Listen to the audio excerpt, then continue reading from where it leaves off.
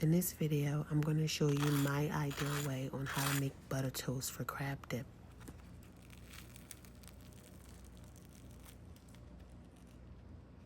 When it comes to eating crab dip, a lot of people like to use crackers or a bread to scoop up their dip with. I prefer bread, but not just any type of bread. I prefer what they call butter toast.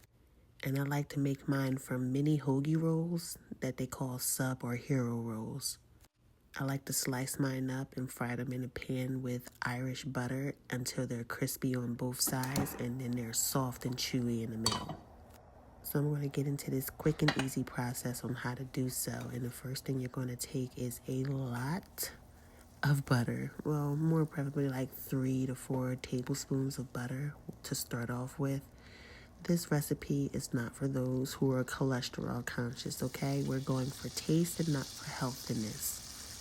So when it comes to the Irish butter that you're using, I prefer to use salted. You can use unsalted, but what's the point? I like the taste of the salt in the butter on my toasted bread.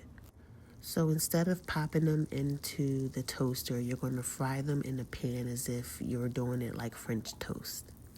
Because this is Irish butter, it cooks faster, so you don't need to leave it on one side for that long.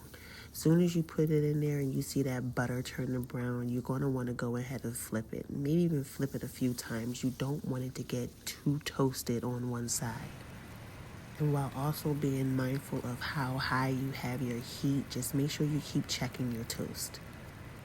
Once you flip your toast over, you may need to add more butter, so use as much butter as you need. It's up to your discretion. I like to use plenty, so do not judge me. But once we have these all cooked off, we're going to go ahead and set our oven to 350 or 375, and we're going to prepare them to be popped in the oven for the last leg of their cooking.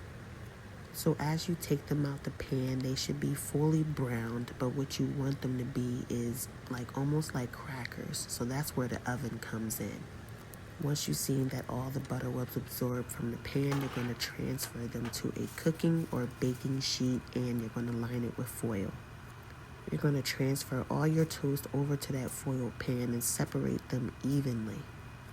I say evenly, but I haven't tried them actually being close together. I don't think it really matters, but yeah, just lay them on the pan with a foil liner, and we're going to pop them in the oven for just about 4 to 6 minutes. It's not even going to take that long. We just want them to harden up a little bit, because at this point, the butter still has it a little bit soft. So even though we fried them in a pan, they're not going to be crunchy. So to achieve that crunch on the outside while it's still soft on the inside, we're going to pop them in the oven. And again, we're going to leave them in for about 4 to 6 minutes or so. I may have said a shorter time, but you don't want to leave them in there for long. Once your timer goes off for that 4 to 6 minutes, you're going to take them out and you're going to set them to the side to cool down. They only need to cool down for about 2 minutes before they're completely ready for taste testing. Now, because these were fried and then baked, they should be sturdy enough to hold a hefty amount of dip on it. When I tell you this method of cooking your butter toast is so much better than using any type of crackers, please believe me when I tell you.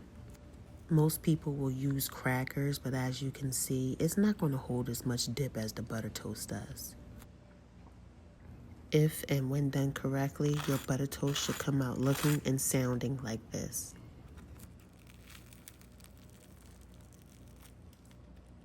Just be aware that people tend to eat the bread by itself, so you may want to make a little extra for this.